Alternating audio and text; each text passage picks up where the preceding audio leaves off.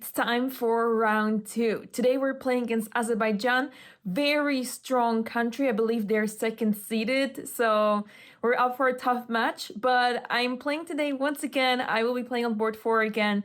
And I'm super excited. I'm playing against Gulnar Mammadova. I played her already last year in the European Women's Chess Championship. I made a draw there also with the white pieces. So I'm excited. I'm excited for today's game. And hopefully we have another good game. Let's see what happens. Alright, I just got back from dinner. Let's talk about the game. So in round 2, I played against Gulnar Mammadova. She is an international master and she is super strong. I already played her last year in the European Women's Chess Championship. I made a draw. I was better. I had a pawn extra. I should have tried to push more for a win there, but it ended in a draw. So I was ready to, go for a win here or at least hold a draw against a very strong opponent. But let's see what happened in the game. So I started with e4. In the other game, I started with knight f3. So I decided to play my main stuff and just play e4. And here she played e5. I did not expect this really that she would play e5. I mean, of course, I prepared against e5, but I was somehow really sure that she would go for the French, and I was really ready to face it. But unfortunately, she went for e5. So yeah, knight f3, knight c6, and I went for the Ruy Lopez. And this was the opening. She played knight f6 here. She also had some games of d6, and against that I was really well prepared, but she played this main move, knight f6, and yeah, I was getting a little bit concerned here because most of the times this is what people play. And since I face this online every other day, I had a feeling that some insights were taken from my online games, or at least, this is what I usually play one line against this. So yeah, I thought, maybe I should try to switch it up a little bit because I don't want to run into prep here. I was not super well prepared in this very situation because I usually play the move d3 and follow up with c3 and just take it very easy. But oftentimes I allow d5 to happen, so I was not really ready to face this. So I just played short castle. So yeah, this is basically the Berlin where they can take on e4, etc. But I thought, well, if that happens, we'll figure it out. But she played bishop e7, so rook e1, this is all very normal, b5, bishop b3, short castle. And here's an interesting situation because, so usually the main move here is to play c3. But after c3, what happens is the Marshall attack. It's a very strong attack. If you don't know what to do with the white pieces, it can go south pretty quickly because let me show you. I make a couple of moves over here and here's c6, for example, and after moves such as d4, bishop d6, and it gets really dicey because as you can see, black is suddenly eyeing towards the king side and there will be huge king side attack. So you can see that the queen side is not developed at all. So that makes it really difficult for white to play here. Of course, with correct play, you can make it work. And I believe there's like repetitions and stuff. But it's very dangerous to play against a Marshall attack. So in order to avoid this, there's two moves that you can play. Either d3 or a4, and since I always play this line with d3, eventually d5 happens anyways, I wasn't really ready to face any sort of d5, so I just played a4.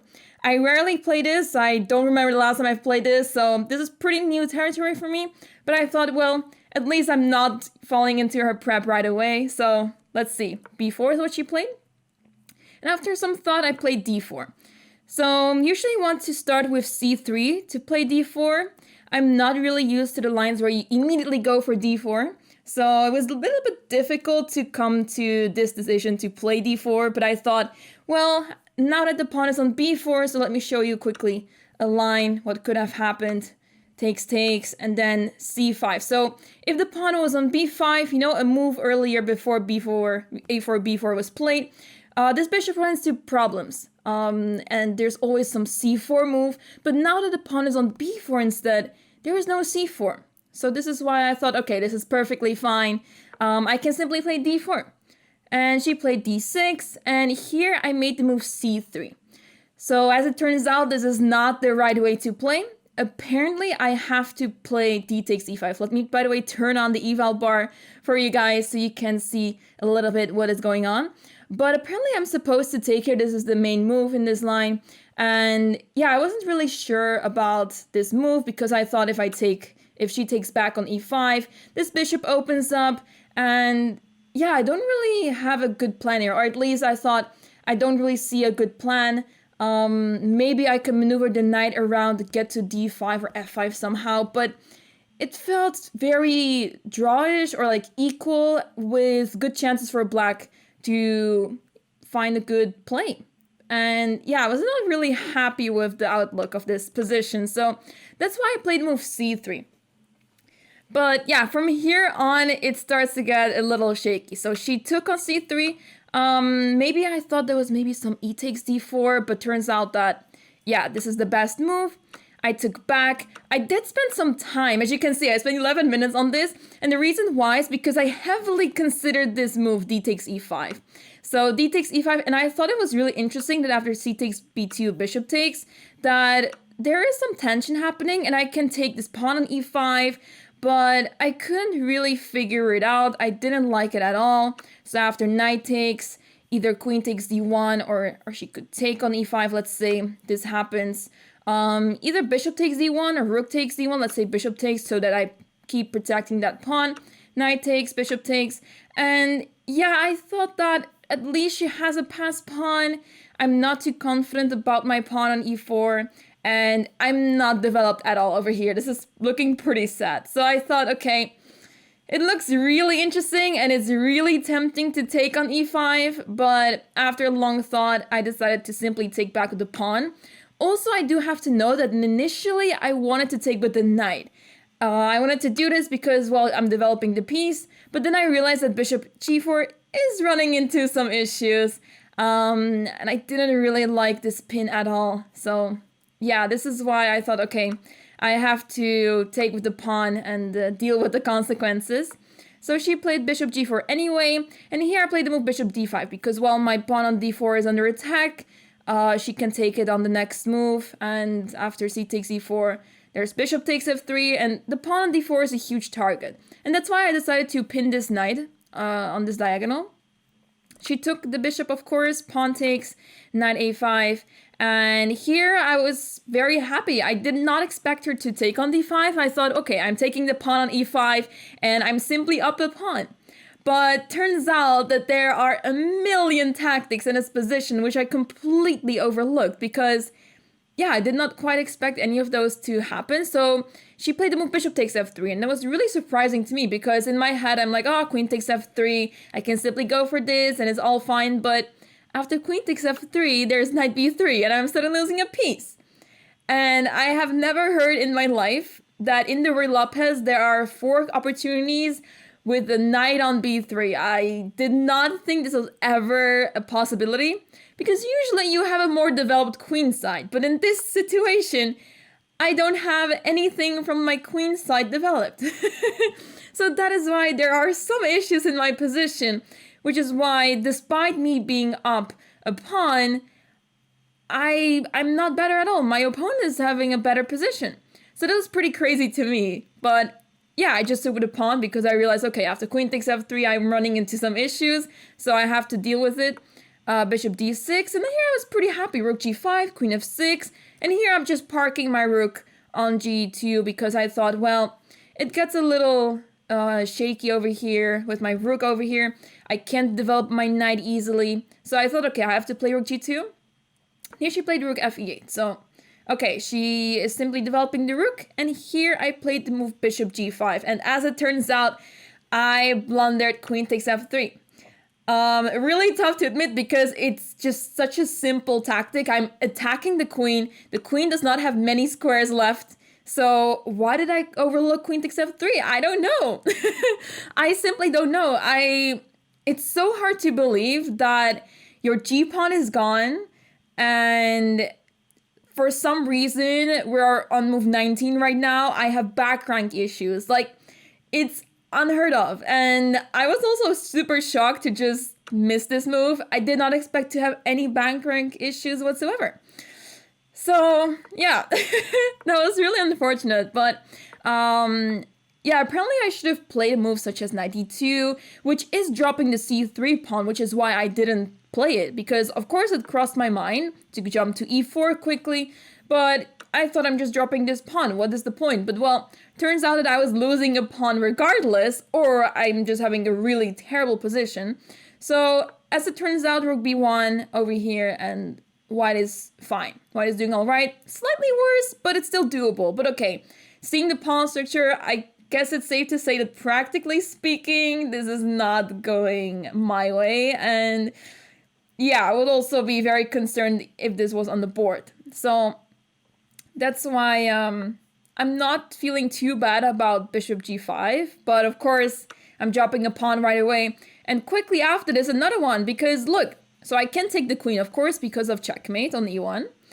But what else do I have? Because if I just move the queen here, this knight is jumping to b3, this rook is coming in on e2. Suddenly, all the pieces of black are just entering my position. So I thought, okay, I have to develop pieces now. I have to get started somewhere. So knight e2, and here I'm jumping another pawn because I don't have a choice anymore. I either have to stop developing altogether, which is really bad, or I have to start giving up some pawns for some compensation. But that compensation was really hard to find. So here I played bishop f6, hoping that I could start some attack on the king side here, attacking g7. But she took on h2, a crazy move. And it did cross my mind that she could play bishop takes h2, but I thought it was ridiculous. I thought, okay, that's too crazy, cannot be good. But turns out it is very good, because after king takes h2, there's queen d6 check. So she's picking up the bishop and she'll have a winning position. After, let's see, rook takes h2, I did consider this move, but then g takes f6, and I was not sure what to think of this position. Turns out that this was my best shot, but yeah, I thought practically speaking, this looks awful. Both kings are vulnerable, but I feel like my king is in a worse situation, specifically because the queen of black is so centralized, covering the entire diagonal, and yeah, it looks pretty awful. So that's why I didn't go for this, but Engine is saying that this is still somewhat playable. It says -1. Well, yeah, practically speaking, I think this is just lost as well. So I went for the move king h1. I thought, let's try to hold on and make the best out of it. She played g6. And here I thought, let's try to be a little bit tricky with the move c4. So once again, I don't want to take that bishop because it doesn't help me much. I need to keep my bishop alive at all costs. Is my only way of creating compensation. So yeah, the idea is that if she would have taken here, takes, I can simply pick up the bishop. Apparently I'm not able to. Oh, because of queen c6. I thought I was completely fine over here. Oh, actually, after knight takes c4, I thought I could take, but apparently I cannot take it even. She could have taken on c4. I guess we both thought there was some thought behind this, and that's why, yeah. I guess we both missed queen c6. That's probably what happened. I don't know. But yeah, she played the move queen f5, which was also very annoying because now my bishop has to leave. So I played queen f3. I tried to keep the bishop on f6 and want to trade queens because, well, I don't really have a choice anymore. She took bishop d6, and here I defended the pawn on c4 simply. Rook e6, so you can see that I'm down to 2 minutes, but I'm already in a losing position, so the clock doesn't matter super much anymore. Bishop c3, h5, an intermediate move. I tried to keep my rook on the 4th rank. I tried to attack over here. Imagine if I could take the pawn h5, things would turn around super quickly, but she plays with king f8. I move the knight to g5, rook e2. I give a check, and yeah, I'm playing on seconds here. So I was really hoping to find some trick in this position, but she played so well. So she played the move rook b8, and I thought, okay, rook d1. So I'm setting up some tricks here involving, let's say if she would have played the move rook b1, b3 I mean. If rook b3, I was hoping to play knight f6, and well, she can't take here because of the fork on d5. So I thought, okay, that's like comeback time, you know? So I could have tried to swindle there. And I thought, okay, I'm going back to d5, and I was seeing some lines where imagine she would play, I don't know, something like bishop c5. I can steadily enter on d7, and it's still, of course, completely lost. But I was hoping for some sort of repetition here. Actually, that is not a move because that's a free rook. But yeah, there are some chances here. But what is hurting me the most over here is that I have back rank issues again. So my rook can't easily leave the first rank. And yeah, all those tricks I had in mind are not even working, but it felt like there was something in a position. But she played move bishop c5, not giving me a single chance. Knight f6 was played by me, and after bishop d4, it just all went downhill. Knight d5, I just keep going, and I can't take the knight because once again, another back rank. So yeah, you can already tell that I'm very stuck. So I take the pawn, and yeah, I just made a couple of more moves to see if there's really nothing left in position. She plays h4, really strong move, trying to set up knight g3 on the next move. So here you go. And if I would have played king g1, it is checkmate in 1. So that is why I took. And after c6, she offered a trade. And after rook c1, she played rook c2. And this was the moment that I resigned. I thought, okay, there's nothing left. No swindling opportunities anymore. But it was a very interesting game. My opponent played insanely well. She was prepared against all my ideas and threats. I had so much more going on, I thought, but no, she stopped everything I could possibly think of, and she just played an amazing game. Unfortunately, in the opening, it went a little bit off for me, but it's a good learning lesson for me to look at this opening a bit better and learn it, understand it a bit better. So next time this won't happen the same way. But all in all, it was a really interesting game. Sadly, our team lost 2.5, 1.5. We did have one really good opportunity to win the match even, as Thea had a really bad position for the whole game. But in one situation, one move, she had a huge opportunity to win. Like, it's absolutely insane. She was in huge time trouble, so it makes perfect sense that she missed the tactic that was in the position. But yeah, it could have turned around the match completely. And yeah, I wish I had a better game, that I could have played better. But all in all, it's a nice learning lesson, and it's a great experience to play against such strong players. So we go next. Let's hope and see if I get to play tomorrow. If not, I will cheer on for my team, and let's see what's gonna happen. So thank you for watching, and I hope to see you in the next one.